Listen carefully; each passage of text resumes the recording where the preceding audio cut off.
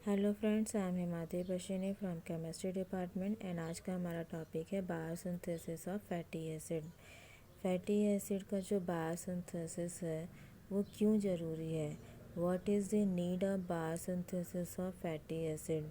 हमें पता है कि फ़ैट और लिपिड जो हम डाइट में कंज्यूम करते हैं वो डाइजेस्ट हो जाते हैं फैटी एसिड और ग्लिसरॉल में। ये फैटी एसिड जो होते हैं वो एडिपोज टिश्यू में ट्राइएसाइल ग्लिसरॉल के फॉर्म में स्टोर रहते हैं। मीन्स जो फैटी एसिड है वो कन्वर्ट हो जाता है टीएजी ट्राइएसाइल ग्लिसरॉल में, जो कि एडिपोज टिश्यू में स्टोर रहता है। ये जो फैटी एसिड और ग्लिसरॉल है वो फैट के सिंपलेस्ट फॉर्म होते हैं। अगर हमें फैटी एसिड मिल रहा है डाइजेस्ट होने के बाद तो बायोसिंथेसिस की ज़रूरत क्यों है? यहाँ पर टीएजी जो स्टोर होता है वो लार्जेस्ट फ्यूल रिज़र्व है हमारे बॉडी का। कार्बोहाइड्रेट स्टोर होता है एज अ ग्लाइकोजन बॉडी के अंदर, ठीक है, बट ग्लाइकोजन एक एक्सटेंट तक ही स्टोर हो सकता है, उससे ज़्यादा स्टोर नहीं हो सकता। ग्लाइकोजन लीवर में या मसल्स में स्टोर होते हैं और ये एक फ्यूल रिज़र्व के तौर पर एक्ट करते हैं, पर वो लिमिटेड होता है क्योंकि ग्लाइकोजन की क्वांटिटी जो होती है वो लिमिटेड होती है। पर यहाँ पर जो एक्सेस कार्बोहाइड्रेट है उसे भी कन्वर्ट कर दिया जाता है फैटी एसिड्स में। क्लियर है? फैटी एसिड और ग्लिसरॉल जो है फिर वो टीएजी ट्राई एसाइल ग्लिसरॉल बनाते हैं जो स्टोर होता है एडिपोज टिश्यू में। एंड ये जो बर्ड हम और ये जो है वो हमारे बॉडी का लार्जेस्ट फ्यूल रिजर्व होता है। यहाँ पर बॉडी के लिए जो प्रीफर एनर्जी सोर्स है वो है ग्लाइकोजन, ठीक है। ग्लाइकोजन डिग्रेड होकर ग्लूकोज में कन्वर्ट हो जाता है और ये ग्लूकोज जो है वो ग्लाइकोलिसिस साइकिल में एंटर करके एटीपी को जनरेट करता है। बट जैसे ही ग्लाइकोजन ख़त्म हो जाता है या फिर डिप्लीट हो जाता है तब बॉडी शिफ्ट कर जाती है फैटी एसिड पर। फिर ये जो ट्राई एसाइल ग्लिसरॉल है वो लाइपोलिसिस प्रोसेस के through means lipo lipolysis lipolysis process के थ्रू फैटी एसिड और ग्लिसरॉल में कन्वर्ट हो जाता है। एंड देन ये फैटी एसिड जो है वो बीटा ऑक्सीडेशन के थ्रू एसिटाइल कोएंजाइम में कन्वर्ट हो जाता है। ये एसिटाइल कोएंजाइम इंटर करता है क्रेब्स साइकिल में और वहाँ पे एटीपी का प्रोडक्शन करता है। क्लियर है? तो टीजीए जो है वो एज अ एनर्जी रिजर्व के फॉर्म में यूज़ किया जाता है। रिवर्स प्रोसेस होती है जहाँ एसिटाइल कोएंजाइम ए जो है वो फैटी एसिड में कन्वर्ट हो जाता है biosynthesis of fatty acids process के थ्रू। जैसा कि हमने बताया टीएजी जो है वो लार्जेस्ट फ्यूल रिजर्व है। तो जैसे ही आप एक्सेस कार्बोहाइड्रेट कंज्यूम करते हैं डाइट के दौरान तो एक हद तक तो वो कन्वर्ट हो जाता है ग्लाइकोजन में।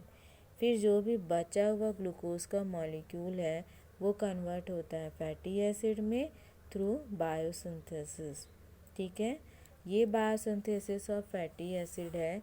इसमें ऐसे मॉलिक्यूल पार्टिसिपेट करते हैं जो कि एसिटाइल कोएंजाइम का प्रोडक्शन कर सके या उसका फॉर्मेशन कर सके, जैसे कि excess carbohydrate, amino acid, ketone bodies, ये सभी मॉलिक्यूल जो है वो एसिटाइल कोएंजाइम का प्रोडक्शन करते हैं जो कि बायोसिंथेसिस प्रोसेस के थ्रू फैटी एसिड में कन्वर्ट हो जाता है। क्लियर? अब हम जानते हैं कि ये जो बायोसिंथेसिस ऑफ फैटी एसिड है वो बॉडी के कौन कौन से पार्ट में होती है, ठीक है। तो यहाँ पे कुछ टिश्यूज़ है जिसे कि एडिपोज टिश्यू, जहाँ हमने बताया कि टीएजी ट्राइएसाइल ग्लिसरॉल बनता है जो एनर्जी का सबसे बड़ा सोर्स है। लीवर में, किडनी में, लैक्टेटिंग मेमोरी ग्लैंड में, इन सारे टिश्यूज़ में बायोसिंथेसिस होती है। बट इन टिश्यूज़ के कौन से पार्ट में कौन से पोजीशन पे प्रोसेस होती है? तो वो पोजीशन है साइटोप्लाज्म। मतलब फैटी एसिड फैटी एसिड का जो बायोसिंथेसिस है वो सेल के साइटोप्लाज्म में होती है। ये जो फैटी एसिड है बायोसिंथेसिस का वो जनरली 3 मेजर स्टेप्स में होती है। पहले स्टेप्स हैं production of acetyl coenzyme and NADPH।